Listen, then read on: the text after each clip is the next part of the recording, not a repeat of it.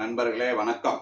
இப்போ ஓடிக்கிட்டு இருக்க ஒரு டாபிக் தமிழ்நாட்டில் இந்தியா லெவல்லன்னு சொல்லலாம். எஸ்ஐஆர் என்ற சொல்லக்கூடிய எலக்ட்ரோரல் ரோல் அப்படின்னு சொல்லுவாங்க. வாக்காளர் பட்டியலை சீர்திருத்தம் செய்வது.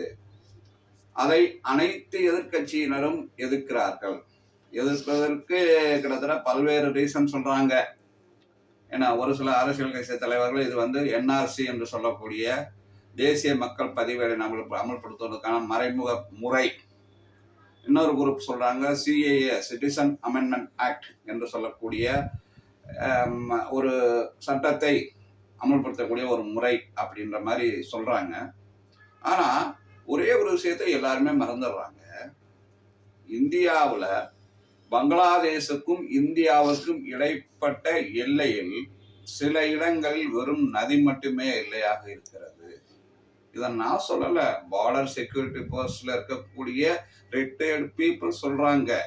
அந்த இடத்துலலாம் ஊடுருவலை தடுக்கிறது ரொம்ப ரொம்ப ரொம்ப கடினமான ஒரு விஷயம். ஏன்னா சில இடங்கள வெறும் நதிக்கு அந்த பக்கம் பங்களாதேஷ், இந்த பக்கம் இந்தியா, அப்படிப்பட்ட ஒரு சூழ்நிலை இருக்கும் பொழுது அவங்க ஈஸியா ஊடுருவுறாங்க. 500 மீட்டருக்கு ஒரு பிஎஸ்எஃப் சோல்ஜர்ங்கிற மாதிரி நாமினேட் பண்ணதுக்காக எனக்கு ஓய்வு பெற்ற ஒரு அதிகாரி சொன்னாரு. ஸோ அவங்களால 500 மீட்டருக்கு அவங்க ரவுண்ட் அடிச்சுக்கிட்டே இருக்கணும். ரவுண்ட் அடிச்சுக்கிட்டே இருந்தாலும் அதை கட்டுப்படுத்த முடியும். அதே சமயம் பார்த்தீங்க அப்படின்னா முள்வேலி அமைக்கிறதுக்கும் பங்களாதேஷ் அரசாங்கம் எதிர்ப்பு தெரிவிக்குது சில இடங்கள்ல. அதுக்கு என்ன காரணம்னா நம்ம விமர்சிக்க வேண்டிய தேவையில்லை.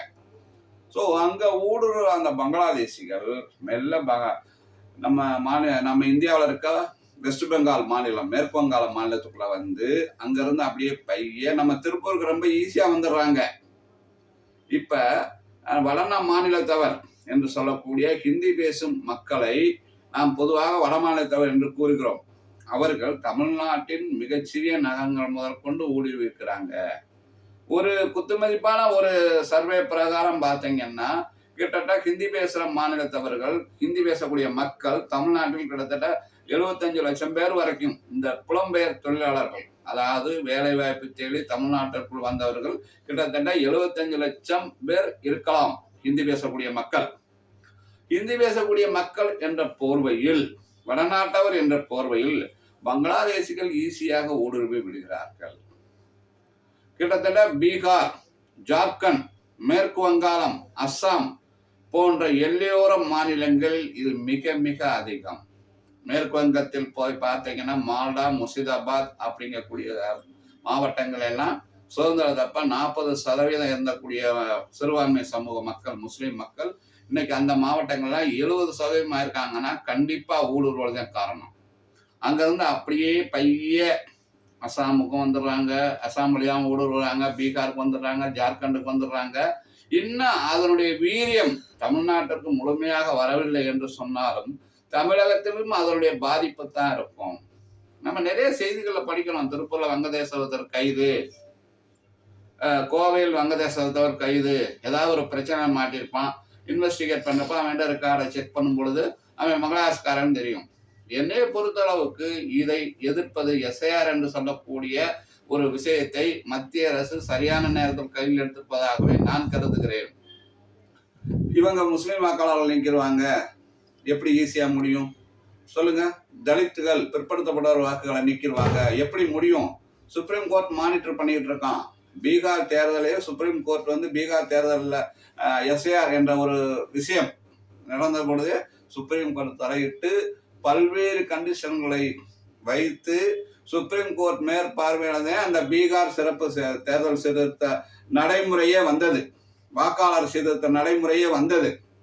அப்படி இருக்கும் பொழுது மத்திய அரசோட தேர்தல் கமிஷனோ அவர்கள் இஷ்டத்துக்கு எதையும் செய்துவிட முடியாது. நிச்சயமாக நீங்க முழுக்க முழுக்க எதிர்கட்சிகள் இதை எதிர்க்கிறது சரியான ஒரு விஷயம் இல்லைன்னு நான் நினைக்கிறேன்.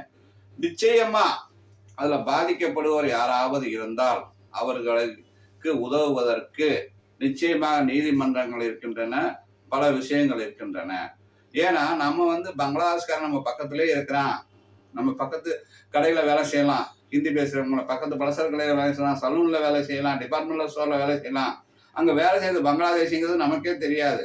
அவர்களை களை எடுப்பதற்கு நிச்சயமாக இந்த எஸ்ஐஆர் என்று சொல்லக்கூடிய ஒரு விஷயம் மிகவும் உதவும். ஏன்னா மத்திய அரசு அதை சரியான நேரத்தை தான் கையில் எடுத்திருக்காங்கன்னு என்னை பாதி தேச நலன் விரும்பிகள் நினைக்கிறோம். நிச்சயமாக ஒரு சிறந்த ஒரு விஷயம்தான். ஆகவே என்னுடைய வேண்டுகோள் என்னவென்று சொன்னால், இதை அனைத்து கட்சியினரும் ஆதரித்து முறையான வாக்காளர்களை நீக்காமல் வந்தேரிகளை இந்த மாதிரி நாடு விட்டு நாடு வந்து ஓடி வந்து கள்ளத்தனமா இந்தியாவில் குடியேறக்கூடிய வந்தேரிகளை களையெடுப்பதற்கு இது மிகவும் உதவிகரமாக இருக்கும் என்பதில் எந்தவித சந்தேகமும் இல்லை. என்ஆர்சி அவற்றை எதிர்க்கிறோம், அதற்கான மறைமுக ஏற்பாடு இந்த எஸ்ஐஆர் அப்படின்னு சொல்றாங்க. என்னைய பொறுத்தளவுக்கு நேஷனல் ரிஜிஸ்டர் ஃபார் சிட்டிசன்ஷிப்ங்கிறது வந்து ஒரு நல்ல விஷயம் தான் நினைக்கிறேன். பர்டிகுலரா எல்லையோர மாநிலங்களுக்கு ரொம்ப ரொம்ப நல்ல விஷயம். ஏன்னா எல்லையோர மாநிலத்திலலாம் இப்போ நீங்க வெஸ்ட் பெங்கால், மால்டா, முர்ஷிதாபாத் டிஸ்ட்ரிக்ட், அஸ்ஸாம்ல வந்து சில பகுதிகள் இருக்கு, ஜார்க்கண்ட்ல சில பகுதிகள் இருக்கு, ஏன் பீகார்ல சீமாஞ்சல் அப்படிங்கிற பகுதி இருக்கு. அங்கெல்லாம் போனீங்கன்னா இந்தியர்கள் யாரு, பங்களாதேஷ் யாருன்னு உங்களால ஈஸியாவே கண்டுபிடிக்க முடியாது.